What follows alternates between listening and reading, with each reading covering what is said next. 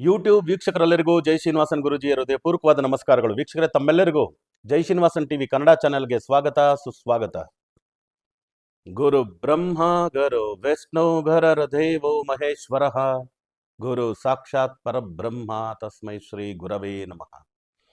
ಜೈ ಸಿದ್ಧಿವಿನಾಯಕ, ಜೈ ಶರಬೇಶ್ವರ, ಜೈ ಮಹಾಕಾಳಿ, ಜೈ ಮಹಾವತಾರ್ ಬಾಬಾ, ಜೈ ಖಾದ್ರಿ ಲಕ್ಷ್ಮೀ ನೃಸಿಂಹ, ಜೈ ಶ್ರೀಕೃಷ್ಣ, ಜೈ ಹನುಮಾನ್, ಜೈ ಶ್ರೀರಾಮ್, ಜೈ ಶ್ರೀರಾಮ್, ಜೈ ಶ್ರೀರಾಮ್.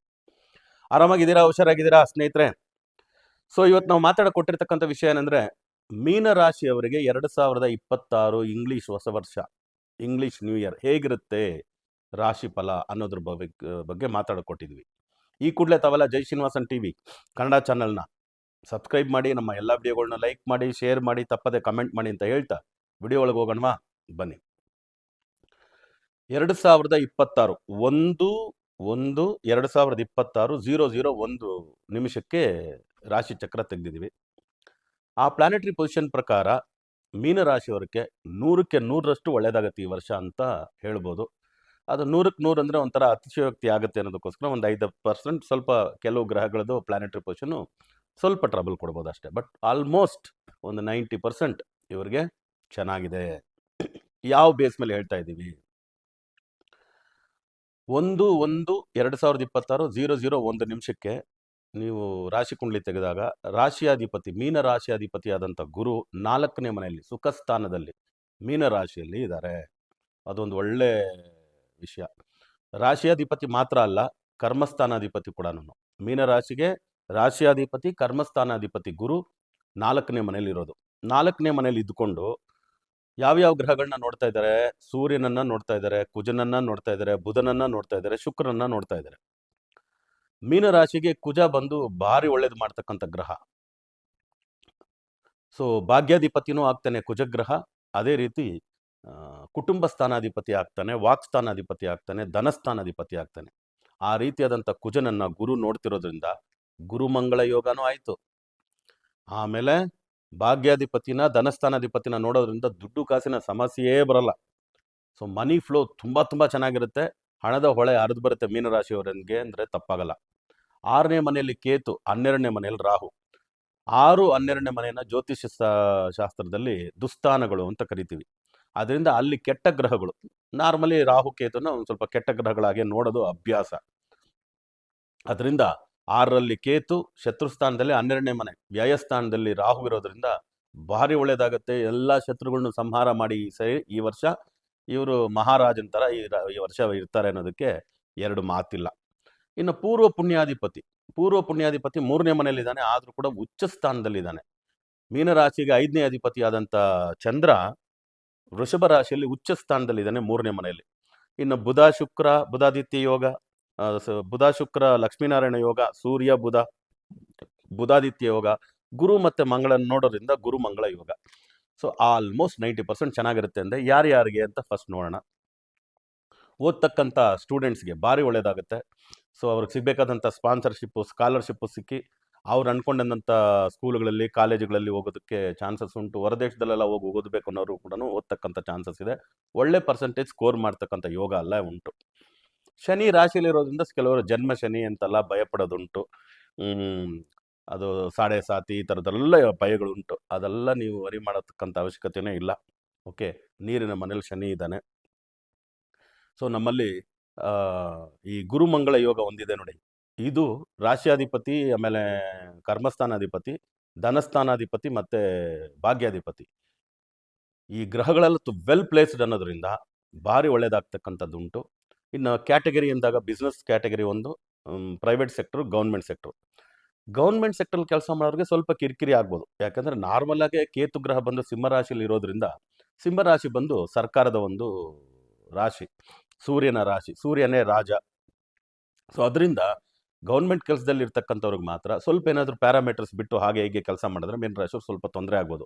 ಇನ್ನು ಪ್ರೈವೇಟ್ ಸೆಕ್ಟರಲ್ಲಿ ಕೆಲಸ ಮಾಡ್ತಕ್ಕಂಥವ್ರಿಗೆ ಯಾವುದೇ ರೀತಿ ತೊಂದರೆ ಇಲ್ಲ. ಒಳ್ಳೆ ಪ್ರಮೋಷನ್ಸ್ ಎದುರು ನೋಡ್ಬೋದು, ಒಳ್ಳೆ ಟೀಮ್ನ ಲೀಡ್ ಮಾಡ್ಬೋದು, ಟೀಮ್ ಲೀಡರ್ ಆಗ್ಬೋದು. ಒಂದು COO ಈ ಥರ ವೈಸ್ ಪ್ರೆಸಿಡೆಂಟ್ ಈ ಥರದ್ದೆಲ್ಲ, ಮ್ಯಾನೇಜರ್, ಜನರಲ್ ಮ್ಯಾನೇಜರ್ ಎಲ್ಲ ಪ್ರಮೋಷನ್ಸ್ ಕೂಡ ಬರ್ತಕ್ಕಂಥ ಚಾನ್ಸಸ್ ಉಂಟು ಪ್ರೈವೇಟ್ ಸೆಕ್ಟರ್ಗೆ. ಬಿಸ್ನೆಸ್ ಸೆಕ್ಟರ್ರವರಿಗೆ ಭಾರಿ ಒಳ್ಳೇದಾಗ್ತಕ್ಕಂಥ ಯೋಗ. ರಿಯಲ್ ಎಸ್ಟೇಟ್ ಇರ್ಬೋದು, ಶೇರ್ ಮಾರ್ಕೆಟ್ ಇರ್ಬೋದು, ತರಕಾರಿ ಮಾರೋರಿಂದ ಹಿಡಿದು ಬಂಗಾರ ಮಾಡ್ತಕ್ಕಂಥವ್ರವರೆಗೂ ಭಾರಿ ಒಳ್ಳೇದಾಗ್ತಕ್ಕಂಥ ಯೋಗಗಳು ಬಿಸ್ನೆಸ್ಸಲ್ಲಿರ್ತಕ್ಕಂಥವ್ರಿಗೆ ಉಂಟು.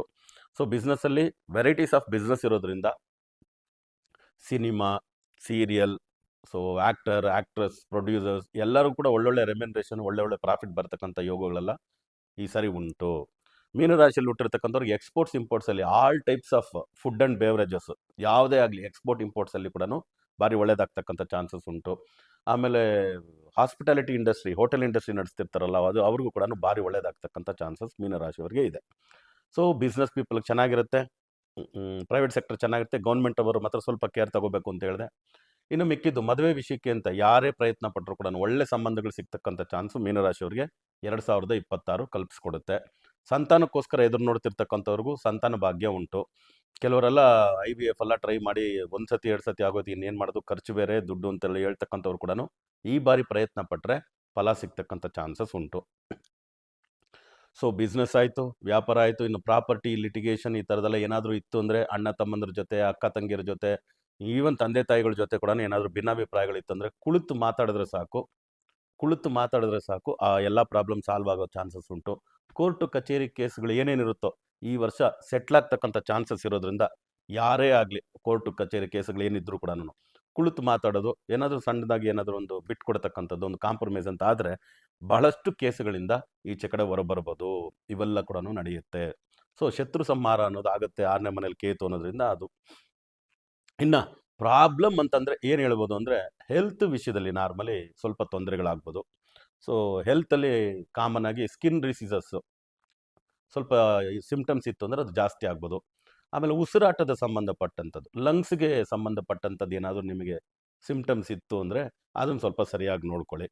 ನಾರ್ಮಲಿ ದಪ್ಪ ಇರ್ತಕ್ಕಂಥವ್ರಿಗೆ ಸ್ವಲ್ಪ ಹೆಲ್ತ್ ರಿಲೇಟೆಡ್ ಪ್ರಾಬ್ಲಮ್ಸು ಜಾಸ್ತಿ ಆಗ್ಬೋದು. ಈ ವರ್ಷ ಟ್ರಾವೆಲ್ ಜಾಸ್ತಿ ಇರುತ್ತೆ, ಅದರಿಂದ 2 ವೀಲರ್ 4 ವೀಲರ್ ಎಲ್ಲ ಓಡಿಸುವಾಗ ಸ್ವಲ್ಪ ಕೇರ್ಫುಲ್ಲಾಗಿ ಓಡಿಸಿ. ಸಣ್ಣ ಸಣ್ಣ ಆಕ್ಸಿಡೆಂಟ್ಸು, ಫ್ರ್ಯಾಕ್ಚರ್ಸು ಇದು ಕಾಮನ್ ಆಗಿ ಕಂಡು ಬರ್ತಕ್ಕಂಥದ್ದು ಮೀನರಾಶಿಯವ್ರಿಗುಂಟು. ಇದರಿಂದ ಈಚೆ ಬರ್ತಕ್ಕಂಥದ್ದಕ್ಕೆ ಏನು ಮಾಡ್ಬೋದು? Very simple. ಪ್ರಾಣಿಗಳಲ್ಲಿ ತುಂಬ ಚೆನ್ನಾಗಿ ಆಗ್ಬರೋದು ಮೀನರಾಶಿಯವರಿಗೆ ಆನೆಗಳು. ಅದರಿಂದ ಆನೆಗಳು ಯಾವುದಾದ್ರು ದೇವಸ್ಥಾನದಲ್ಲಿ ಸಾಕ್ತಿದ್ರೆ ಅದಕ್ಕೇನಾದರೂ ಆಹಾರಕ್ಕೆ ನಿಮ್ಮ ಕಡೆಯಿಂದ ಸ್ಪಾನ್ಸರ್ ಮಾಡೋದು ಉತ್ತಮ. ಆನೆನ ನೋಡ್ಕೊಳ್ತಕ್ಕಂಥ ಮಾವುತರಿಗೆ ನಿಮ್ಮ ಕೈಲಾದಷ್ಟು ಸಹಾಯ ಮಾಡ್ತಕ್ಕಂಥದ್ದು ಉತ್ತಮ. ಇನ್ನು ನ್ಯಾಷನಲ್ ಝೂ ಅಥಾರಿಟಿನಲ್ಲಿ ಆನೆಗಳನ್ನಾಗೆ ಆಹಾರಕ್ಕೆ ನೀವು ಕೊಡ್ಬೋದು. ಪ್ರಾಣಿಗಳಲ್ಲಿ ಈ ರೀತಿ ವಿಷಯಗಳು.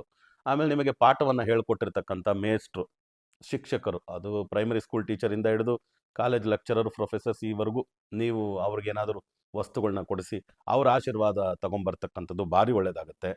ಇನ್ನು ಗುರುಗಳ ದೇವಸ್ಥಾನ ಭಾರಿ ದೇವಸ್ಥಾನ ಇದೆ. ಶಿರಡಿ ಸಾಯಿಬಾಬಾ, ಮಂತ್ರಾಲಯ ರಾಘವೇಂದ್ರ, ವರದಹಳ್ಳಿ ಶ್ರೀಧರ ಸ್ವಾಮಿಗಳು, ವೆಂಕಟಾಚಲ ಅವಧೂತ ವೆಂಕಟಾಚಲ ಅವರು, ಆಮೇಲೆ ನೀಮ್ ಕರೋಲಿ ಬಾಬಾ, ಮಹಾವತಾರ್ ಬಾಬಾ, ಲಹರಿ ಮಹಾಶಯ, ಯುಕ್ತೀಶ್ವರಗಿರಿ, ಎಂತೆಂಥ ದೊಡ್ಡ ದೊಡ್ಡ ಮಹಾನುಭಾವರ ಸಮಾಧಿಗಳಿದ್ದಾವೆ. ಓಕೆ, ತ್ರೈಲಿಂಗ ಸ್ವಾಮಿಗಳು ಕಾಶಿಯಲ್ಲಿ, ನೀವು ಲಹರಿ ಮಹಾಶಯ ಅವರ ಸಮಾಧಿ ಕೂಡ ಕಾಶಿಯಲ್ಲಿ ನೀವು ನೋಡ್ಬೋದು.